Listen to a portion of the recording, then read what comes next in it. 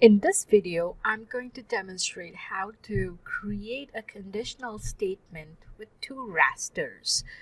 So here we are where we have two ice thickness layers. One is a derived ice thickness layer that you guys created by deducting the bedrock layer from the surface layer, and the one that we had, so bedmap2 underscore thickness, right?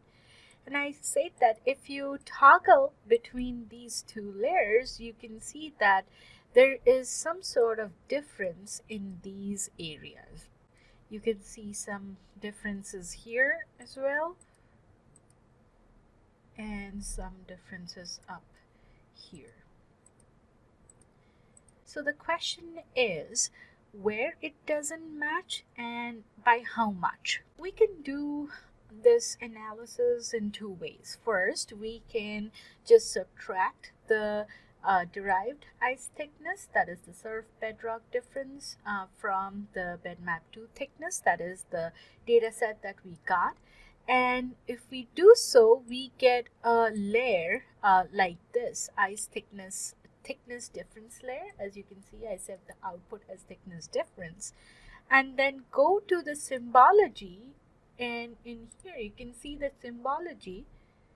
In the symbology, what I did is that I created three classes where I made sure that I have a zero class. That means the values of ice thickness from both the layers match in those locations, so that's your yellow. And a class with the upper value of negative 0.001, so just right below the 0 to any negative value.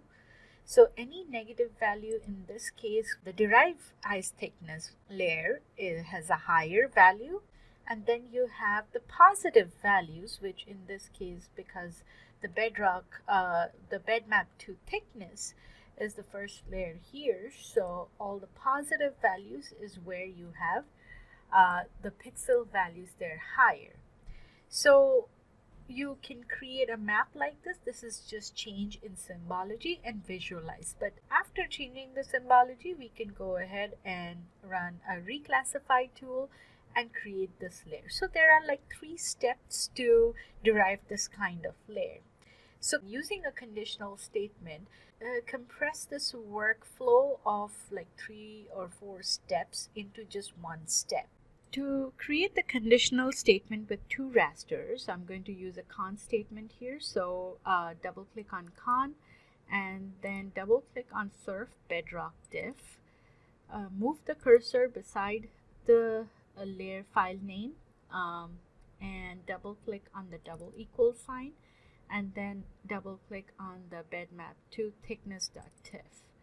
So this equation means that where the pixel value of surf bedrock diff is equal to the pixel value of bedmap2 underscore thickness. Okay, and what happens if the pixel values are same? Well, it gets 0 in the new layer. And then what happens if the pixel values are not same? Well, it's not that straightforward, because you have some pixel values that are lower and some are higher. So we have to create another conditional statement. So this is called nested conditional statement. So I'll double click on con again. And here again, I'm going to double click on surf bedrock diff. And here I will use greater than, and now bedmap2 thickness. And what happens if the surf bedrock diff is higher value? It gets 1. And what happens if it's a lower value? Well, whether it's a lower or any other value, I will assign 2. Now here is the thing. In this case, I'm not too worried about the no data value. So I'm giving 2. If you have raster layers where you're concerned about no data value, this will convert the no data value into 2. So in that case, either make sure you clip out your no data value or create another nested conditional statement where you can say surf bedrock is less than bedmap2 thickness, and that value gets 2. Okay, Now I'm going to save the output as thick diff. Well, I added raster calc. You guys can just save it as thick diff just because I already created a thick diff raster. So now click on the run. Once the run is complete, you can see that you will get a layer like this. And if I switch on my previous layer where I just changed the symbology versus toggle this layer, you can see they are exactly the same. So this is a really efficient way to condense a 2 to 3 step workflow into one nested conditional statement.